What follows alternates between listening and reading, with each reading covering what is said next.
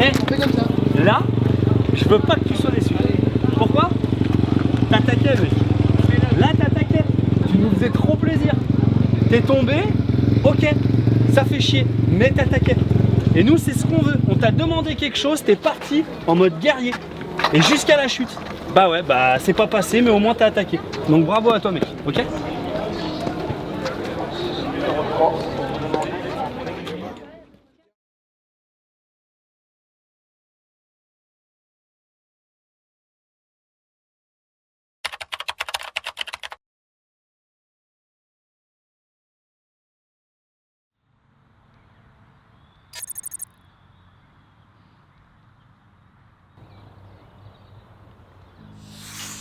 Pour cette nouvelle année, sur le championnat de France Mini GP qui s'ouvre au Mans, l'AKF 78 Academy répond une fois encore présente. Avec 15 pilotes et toujours le même cap, former les jeunes à la compétition. Si vous découvrez l'Académie ou que vous avez besoin d'un rappel, Freddy Forêt, Team Manager, vous représente le concept. C'est rendre accessible le monde de la compétition au plus grand nombre, avec tout l'encadrement qu'ils ont besoin pour progresser, à un tarif qui reste accessible à tout le monde. Après, l'idée qu'ils aient un mécanicien, un préparateur mental ou un éducateur, c'est le fait d'arriver à s'habituer le plus tôt possible, que s'ils réussissent, ils devront s'adapter à un mécanicien, ils devront s'adapter à un team manager et des choses comme ça. Alors que quand ils commencent, souvent ils commencent avec papa et maman, et en fait ce cocon, il est hyper important, mais il faut qu'ils comprennent le plus tôt possible que le jour où tu seras dans un team en Europe ou en mondial, bah forcément tu seras dans un team avec un team manager, un mécanicien. Donc c'est vraiment les habituer le plus tôt possible. Vous retrouverez des têtes qui vous sont familières, à commencer par les éducateurs, toujours composés de Freddy, José, Dylan, Maxime et Joseph, sans oublier Kenny Forêt absent lors de la première étape. Le groupe de mécaniciens, également fidèle au poste, mené par Adrien avec Pascal, le professeur du campus de Gap. Une équipe soudée, construite pour durer. On a un noyau dur là avec 3-4 mécaniciens qui ont toujours été là, avec les éducateurs qui sont toujours là. Ça, je trouve que c'est vraiment positif. C'est super important parce que plus on se connaît, plus on sera fort. Toute l'équipe qu'il y a en mini-moto est en Moto 3. Du côté du staff, de nouvelles têtes font leur apparition, notamment côté mécano, avec en plus l'arrivée de la promo 2024-2025 des élèves en BTS de Pascal, dont nous parlerons dans l'année. Enfin, chez les pilotes, 9 sont toujours en mini-GP, mais certains changent de catégorie. Ethan Long, champion en 115, passe en 160, ainsi que Victor Lespinasse. Maxence Meyer et Lucas Sagnier montent quant à eux en 190. Ce premier épisode met à l'honneur les nouveaux arrivants avec des profils différents représentant l'AKF, parmi lesquels 3 pilotes sont venus tout droit de la Réunion. Mais commençons par Maximilien Bernardo, engagé en 115. Âgé de 9 ans, il entame sa deuxième saison en Mini-GP France, un profil idéal pour l'académie. Talentueux et intégré jeune, il a tout à apprendre, comme le soulignent ses coachs, dont José Kuhn. Maximilien, pour moi, c'est un peu comme un diamant brut. Ça veut dire qu'il est plein de potentiel. Je pense qu'il y a vraiment des belles choses avec lui parce que quand il arrive à mettre tout en place, c'est efficace, ça va vite. Il a une belle attitude sur la moto, il a de l'attaque. Maintenant, il est encore peut-être un peu trop jeune dans sa tête ou beaucoup trop brouillon. Il a un protocole à apprendre, de ne pas attaquer entre guillemets. Alors c'est dur ce que je vais dire, mais attaquer bêtement en fait. Le problème c'est qu'il y a des trajectoires à faire, il y a un plan quand tu montes sur une moto, et ça tu vois qu'il n'a pas l'habitude. Mais ça c'est justement, plus tôt on le prend, mieux c'est quoi. Un regard différent de celui d'un parent à ce stade de la compétition et un accompagnement qui rassure Maximilien. Et en tout cas, j'ai poussé mon chrono. Je me sens un peu mieux. Ça me soulage de savoir que je ne suis pas tout seul et que je suis avec quelqu'un avec des coachs surtout, qui m'aident à progresser. Sur les virages, repère ci, repère ça. Travaillez là-dessus. Surtout vous deux qui n'avaient pas roulé lundi dernier. Et toi, tu dois les avoir, parce que tu as roulé lundi dernier. Et le numéro 10 compte bien débuter sa saison parmi les leaders de la catégorie. Mon objectif pour demain, c'est d'essayer de au moins arriver sur le podium. On aimerait qu'ils se battent devant, qui se battent devant, qui puissent gagner des courses, ou en tout cas sur le podium, parce qu'il en a largement le potentiel, ça c'est sûr et certain. Mais pour ça, il faut qu'il travaille encore plus sur son attitude, sur ses repères, sur sa façon de rouler.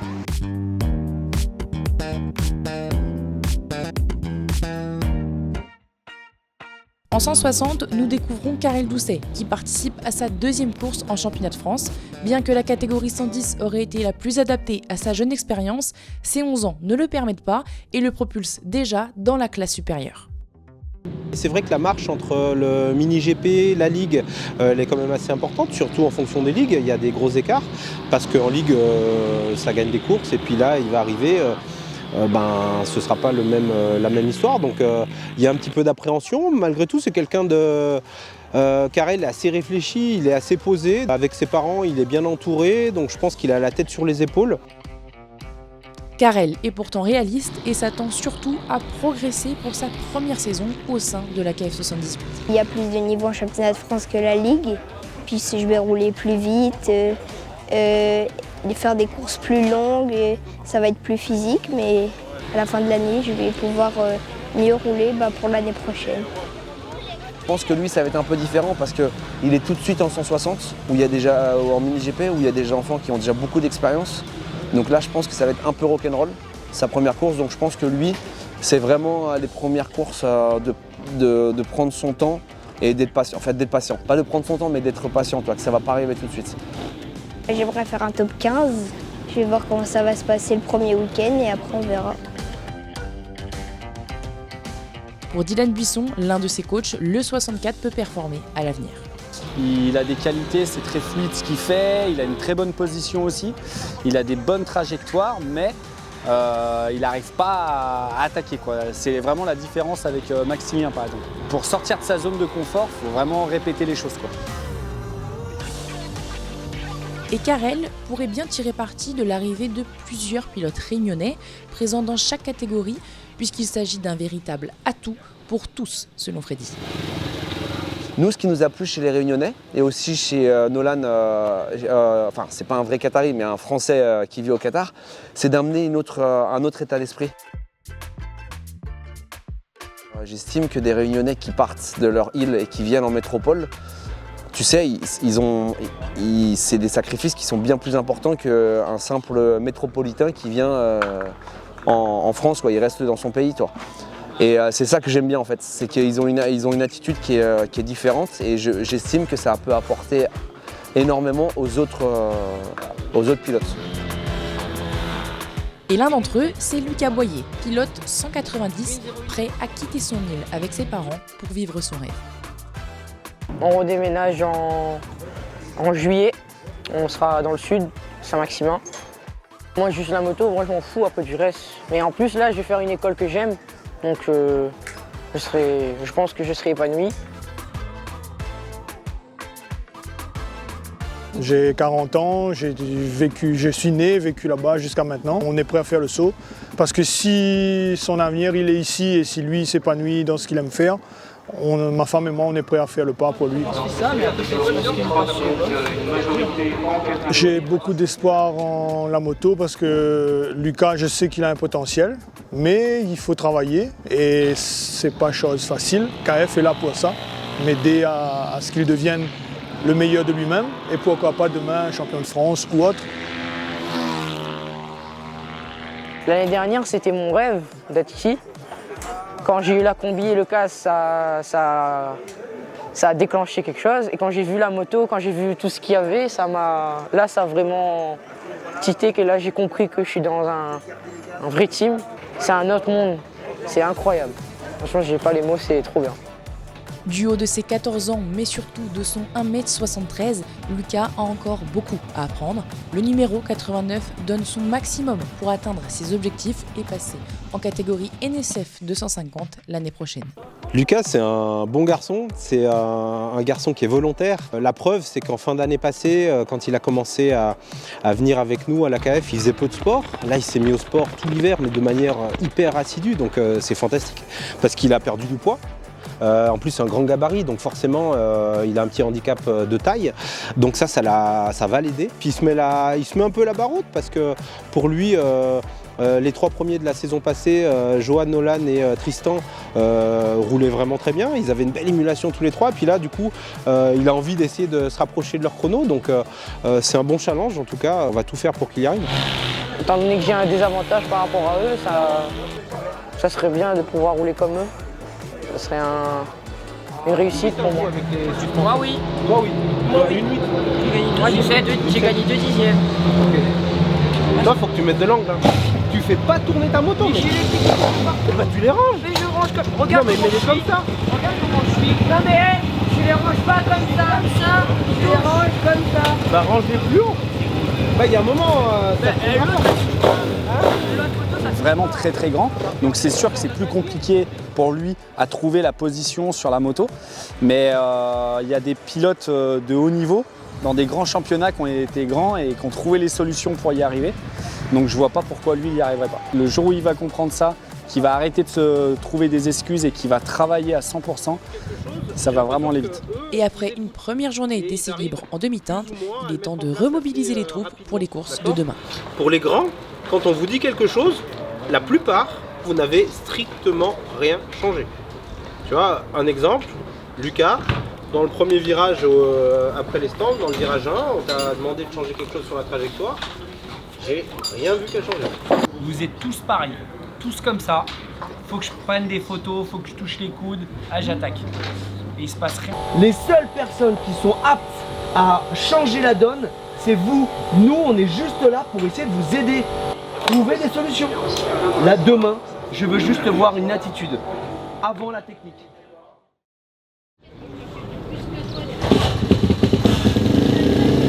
Le samedi s'ouvre sur les premières qualifications de la saison où les pneus sont mis à rude épreuve sur ce circuit.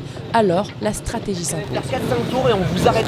Vous êtes obligé de vous arrêter parce que sinon vous allez être mort à la fin de la... D'accord? Vous vous arrêtez, vous soufflez, vous buvez un tour, vous partez. D'accord? Mais vous vous arrêtez obligatoirement. Et commençons avec Maximilien qui réalise le 6e temps au cumulé des 2 séances d'essai chrono. Roméo Forêt est le pilote KF78 le plus rapide et part de la 2e position. Vous partez pour les 10 dernières minutes. Donc vous me faites confiance, vous restez et moi je vous dis quand on part, ok? Ok. On économise les pneus. En 160, le meilleur chrono réalisé par Carrel est de 1 minute 08 secondes et 27 centièmes, le qualifiant à la 19e place, et c'est Arthur Legrand qui signe la pole position.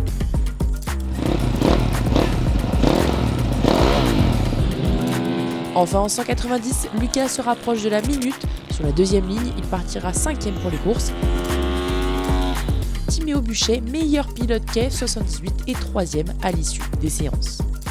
Le groupe des 160 c'est très bien. On vous a demandé quelque chose hier. J'estime que l'attitude était très bonne. Karel, tu te rappelles que tu me rentres ce pied. Tu as vu la photo, il faut le rentrer. En 110, Maximilien, je te promets que tu te rends pas compte de ton potentiel. Tu te rends pas compte de ce que tu es capable de faire. Moi je le sais, enfin on le voit tous, parce que tu arrives à faire des chronos en passant jamais au même endroit. Mais je me dis, mais le jour où il fait tout au même endroit, mais tu vas faire des très très bons chronos, c'est sûr et certain. D'accord? Vous attendez tout l'hiver, vous attendez cette course, vous y êtes. Maintenant, assumez votre statut.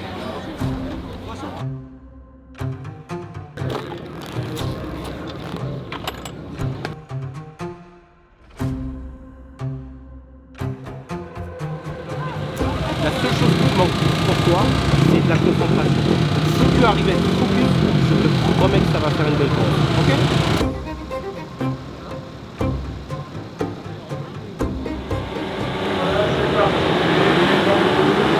Pour sa première course avec la KF78 Academy en 115, Maximilien perd une place au départ tandis que Roméo Forêt prend les commandes.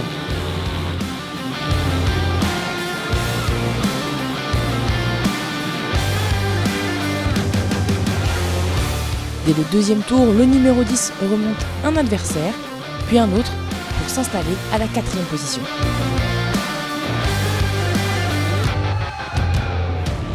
Devant, Roméo Forêt s'envole. Pour sa première apparition en championnat de France mini OGP 115, le numéro 78 s'impose avec plus de 4 secondes d'avance.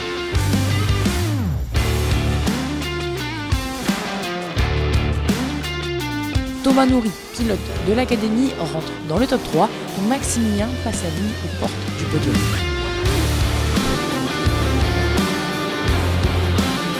Lors de la deuxième manche, même scénario, Forêt prend l'avantage dès le départ, Maximilien Bernardo ressort 7e du premier tour.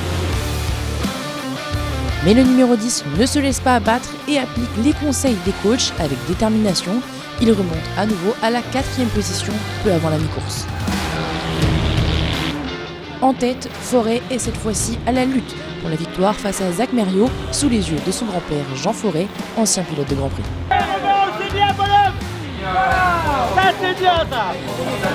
Mais le 92 part à la faute. La KF78 assure alors un triplé avec Forêt premier, Nourry deuxième et Maximilien qui atteint en montant sur la 3e marche du podium son objectif.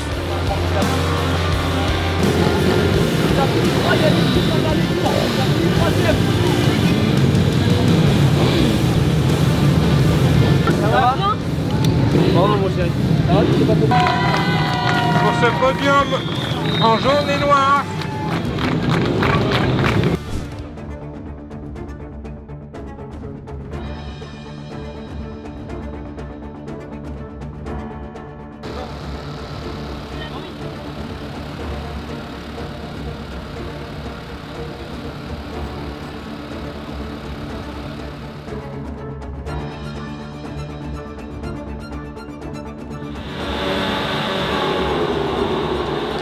En 160, Karel Doucet, qui dispute sa première course en championnat de France, ferme le peloton et ne se laisse pas distraire par la chute d'un adversaire. Peu à peu, le numéro 64 remonte dans le classement jusqu'à atteindre la 16e place. Devant, Ethan Long, pour sa première course dans la catégorie, impose son rythme. Il entraîne dans sa roue Pérez Adbessar et Le Grand. Engagé dans une lutte serrée pour la victoire, c'est le numéro 2 qui a le dernier mot et remporte la manche. Le Grand en la 2e place. Karel passe le damier 16e. C'est bien! Bravo mon gars! Bravo!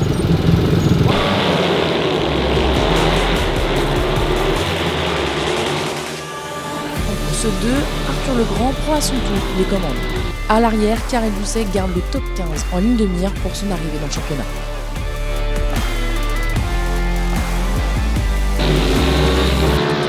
À quelques tours du damier, le numéro 64 gagne 2 positions et se retrouve 14e.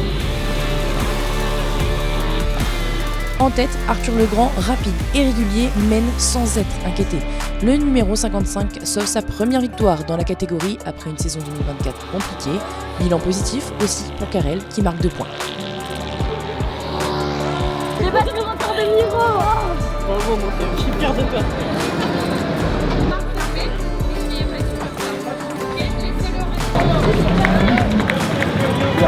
Pour les autres pilotes de l'académie, en première manche, Martinez est 4e, Lespinasse 5e, Périgot termine 7e et enfin Léo Gondin est 12e.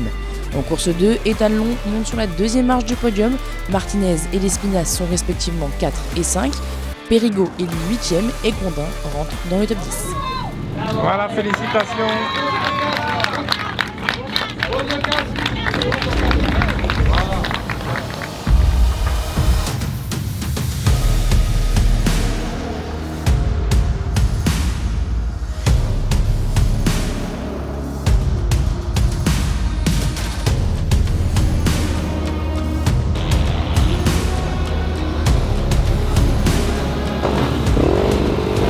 La montée de la batterie, la bonne victoire. Ok, c'est comment?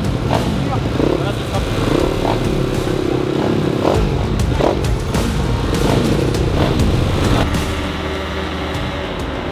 Du côté de Lucas, le Réunionnais conserve sa 5e position au départ.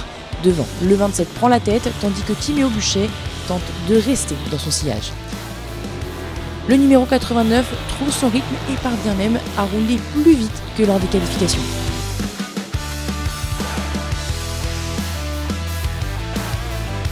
Devant, Buchet est à 9 secondes de Guiterres Aznares, mais assure le podium devant le 444. Derrière, alors que Récy se fait une frayeur, Boyer en profite pour gagner une position et termine 4e à l'arrivée. bravo, podium, bravo.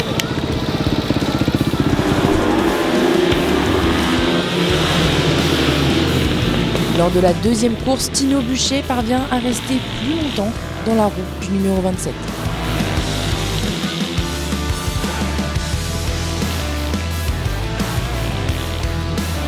Lucas Boyer perd une position dans le premier tour mais la retrouve rapidement.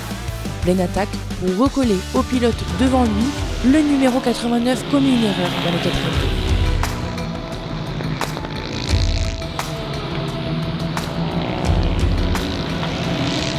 Il tente bien de repartir, mais sa moto est trop endommagée pour continuer.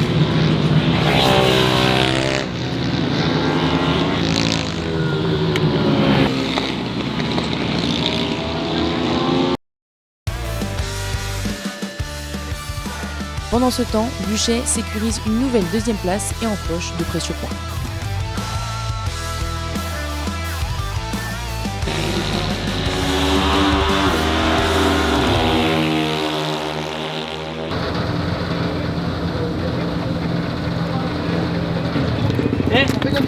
Là, je veux pas que tu sois déçu.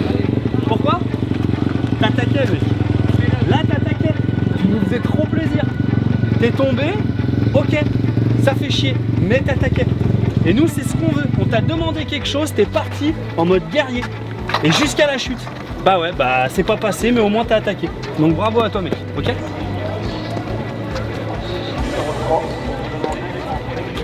Concernant le résultat des autres pilotes KF78, Reissi termine 5e en manche 1, Sagné 6e et Meyer 7e. Par la suite, Reissi fait 4e, Sagné 5 et enfin Meyer termine 6e.